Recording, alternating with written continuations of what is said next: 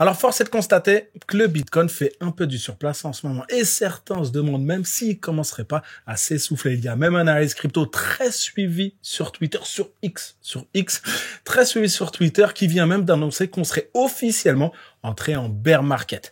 Est-ce vraiment le cas? Est-ce qu'il a vraiment raison? Eh ben, on va tenter de décortiquer son raisonnement. On va également analyser les derniers chiffres du marché et on va revenir sur le trader, je vous en ai parlé, on va revenir sur le trader qui a misé une très grosse position sur le Bitcoin. L'objectif de la vidéo aujourd'hui va être très simple. Comprendre ce qui se joue en ce moment et repérer les signaux importants pour la suite. Allez, on perd pas de temps, on commence.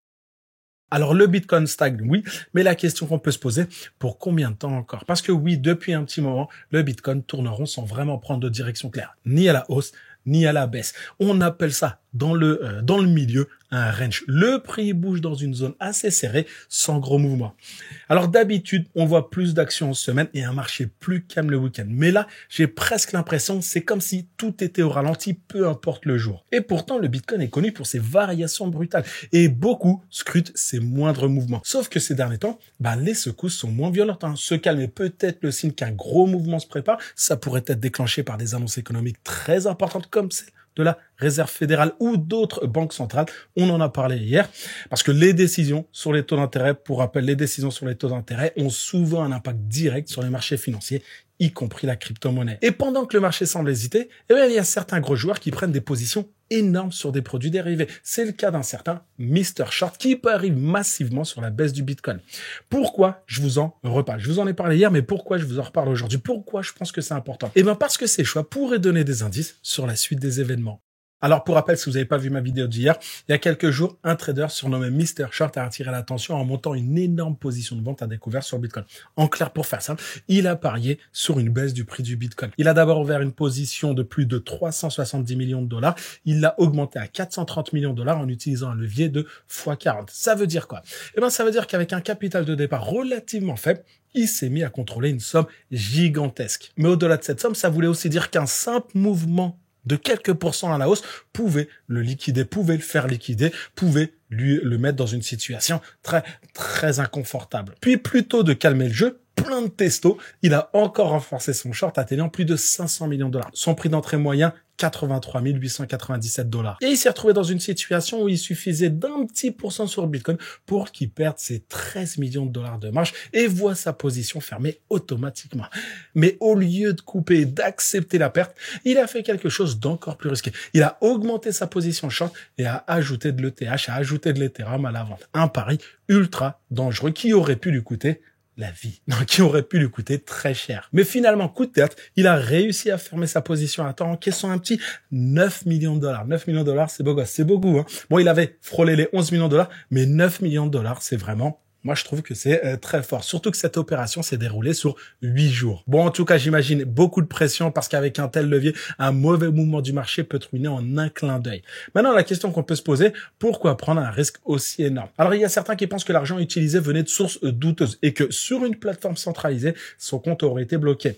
Et c'est peut-être pour cette raison qu'il a choisi une bourse décentralisée, une plateforme décentralisée, qu'il est passé par la DeFi, où tout est transparent, mais où personne ne peut geler votre capital. Il a donc tenté un all-in ultra jeu, quitte à tout perdre ou tout rafler. Ça s'est très bien terminé pour lui. Il a pris 9 millions de dollars. Moi, je trouve ça beau gosse. Félicitations. Alors, pendant que certains traders jouent à la baisse, parient à la baisse, il y a d'autres comme MicroStrategy qui continuent d'accumuler.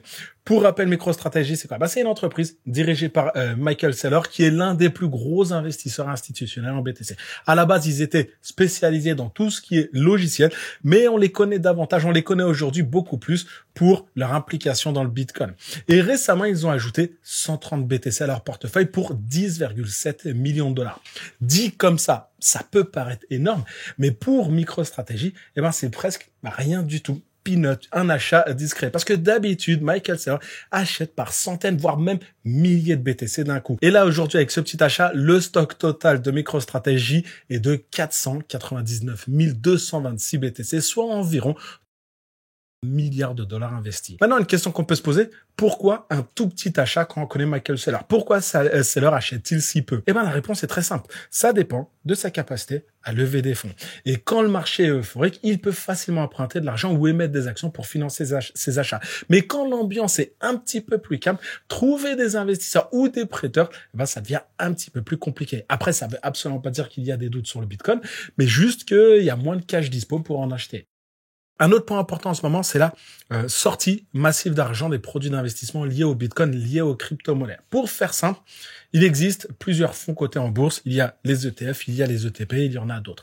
Il y a plusieurs fonds cotés en bourse qui suivent le prix du Bitcoin et d'autres crypto-monnaies. Et depuis plusieurs semaines, les investisseurs retirent leur argent en masse. Pourquoi je dis ça? Comment je dis ça?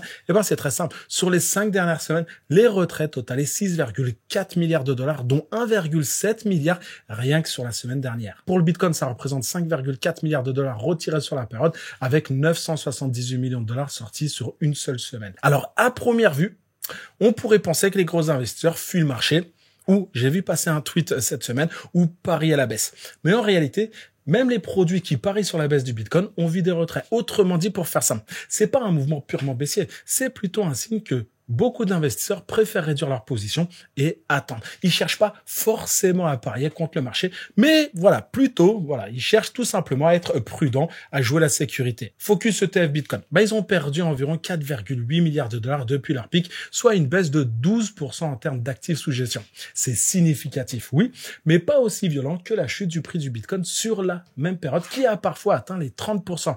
D'ailleurs, lundi, et je vous en ai parlé sur Twitter, lundi, on a vu un petit retour des acheteurs avec plus de 250 millions de dollars réinvestis dans des produits, réinvestis dans les ETF Bitcoin. Même Fidelity a acheté pour 127 millions de dollars. La preuve, c'est quoi? La preuve que même quand ça baisse, il y a certains qui en profitent pour se positionner. Puis si je dois faire un focus macro, si je dois sortir du marché des crypto-monnaies, même les indices traditionnels sont également sous pression. Pourquoi? Parce que l'incertitude est partout. Économie, taux d'intérêt, géopolitique. Et aujourd'hui, il y a tout un tas de personnes qui attendent d'y voir plus clair avant de reprendre des risques. Maintenant, parlons de cette analyse qui a dit que le cycle était terminé. Cette analyse, c'est tout simplement le PDG de CryptoQuant. Alors, comme je l'ai dit, il a récemment annoncé que le cycle était terminé. Là, on a quoi? On a un virage plutôt surprenant. Pourquoi? Parce qu'il y a encore quelques semaines, il considérait que la tendance restait positive, même si elle ralentissait. Maintenant, attention, je dis absolument pas que dès lors qu'on a dit quelque chose, on n'a pas le droit de revenir dessus. Pas de problème. S'il revoit sa thèse, pour moi, il n'y a pas de problème. Il faut qu'il y ait des arguments. Quels sont ces arguments? Il s'appuie sur plusieurs indicateurs en chaîne. Il estime que le Bitcoin entre aujourd'hui en bear market et pourrait connaître 6 à 12 mois de stagnation ou 6 à 12 mois de baisse. Et parmi les outils qu'il analyse, on trouve des indicateurs comme le MVRV, le Market Value to Realized Value, ou le SOPR, ou encore le NUPL. Bon, ça fait beaucoup de mots, mais voilà, il y a plusieurs indicateurs. Et selon lui, tous ces indicateurs montrent des signaux clairs d'un affaiblissement de la tendance haussière et d'un passage vers une phase descendante. Et pour lui, c'est la première fois depuis longtemps que ces indicateurs envoient un avertissement aussi unanime. Maintenant, évidemment, il y a certains qui lui reprochent aujourd'hui d'avoir changé d'avis en quelques semaines. Puis après, je pense qu'on est tous en capacité d'admettre que le marché des crypto-monnaies évolue très vite et qu'un bon analyste doit savoir adapter son jugement quand de nouvelles données apparaissent. Mais, il y a un petit mais. Je ne veux pas non plus être un permaboule, parce que quand il est arrivé plusieurs fois que je trouvais que ça puait, j'ai dit que ça puait. Mais voilà, maintenant qu'on a dit tout ça, c'est pas parce qu'un expert fait une annonce qu'il faut le suivre aveuglément. Le PDG de CryptoQuant, il a déjà émis des signaux de vente par le passé qui ne se sont pas toujours vérifiés. Maintenant, je suis obligé de vous partager cette information parce qu'après, derrière, chacun doit faire sa propre analyse et ne pas dépendre d'un seul avis. Maintenant qu'on a dit ça, face à la situation actuelle, il y a certains qui pensent que le Bitcoin va stagner pendant des mois. Et il y en a d'autres qui s'attendent à une grosse chute. Et puis, il y a d'autres personnes, je fais partie de ces gens-là. Je n'ai pas peur. Si vous regardez mes vidéos, si vous voulez que je me positionne. Si je dois me faire défoncer derrière, je me ferai défoncer, ainsi soit-il. Mais il y en a d'autres, comme moi, qui restent optimistes sur le long terme. À court terme, oui, il y a clairement des risques. L'inflation est toujours présente. J'en ai parlé tout un tas de fois sur la chaîne. La menace d'une récession, les tensions géopolitiques et des banques centrales qui hésitent à desserrer leur politique monétaire. Et tout ça, ça peut peser sur le marché des crypto-monnaies. Mais si on prend un peu de recul, on remarque que le Bitcoin a toujours suivi l'évolution de la masse monétaire M2. Je vous en ai parlé ici, je vous en ai parlé sur Twitter. N'hésitez pas à me rejoindre. Et chaque fois que les banques centrales ont injecté plus d'argent dans l'économie, le Bitcoin a fini par en bénéficier. Parfois avec du retard, mais il en a quand même profité. Alors aujourd'hui, la Fed et la BCE parlent de ralentir la pression monétaire. Mais historiquement, quand une crise financière arrive ou que les dettes explosent, la planche à billets repart de plus belle. Et les dettes, on en a parlé la semaine dernière. Voilà, les États-Unis, malheureusement ou heureusement, je sais pas, sont confrontés à une situation où ils doivent trouver une solution. Et je pense que c'est pour cette raison qu'il y a aujourd'hui tout un tas d'investisseurs long terme qui continuent d'accumuler du BTC. Moi, à titre personnel, je vous l'ai dit, je m'en cache pas, je fais du DCA sur du BTC. Rien que sur le mois dernier, par exemple, les long term holders ont ajouté plus de 167 000 BTC à leur réserve. Et pour moi, on a quoi? On a un signal fort. On a même un signal très fort parce que ces investisseurs gardent généralement leur BTC, peu importe la tempête. Après, ça ne veut absolument pas dire que le marché va repartir demain. Jamais je ne vous ferai ce genre de prédiction. Ça ne veut pas dire que le marché va exploser demain. Mais ça montre qu'il y a une confiance profonde dans l'avenir du Bitcoin. Maintenant, parlons liquidation. Si le Bitcoin dépasse les 84 500 $ ou les 85 500 $, ça pourrait forcer ceux qui ont parié à la baisse à liquider leur position, ceux qui pousseraient le prix encore plus haut.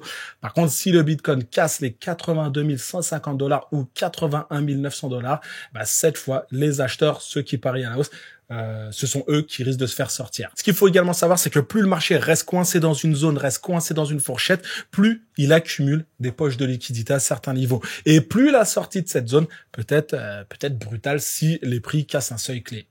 Voilà, c'est tout pour aujourd'hui les amis. J'espère que cette vidéo vous a permis d'y voir plus clair. Si c'est le cas, n'hésitez surtout pas à la liker, n'hésitez surtout pas à me laisser un commentaire, c'est super important. Je vous invite à poursuivre avec cette vidéo. Si vous avez aimé la vidéo d'aujourd'hui, je suis certain que vous aimerez cette vidéo. Voilà, n'hésitez surtout pas à jeter un petit coup d'œil parce que demain il y a les chiffres, il y a le Jérôme Powell qui va parler. Je rentre profondément dans ce sujet dans cette vidéo. Je vous invite à cliquer dessus. Prenez soin de vous et à demain.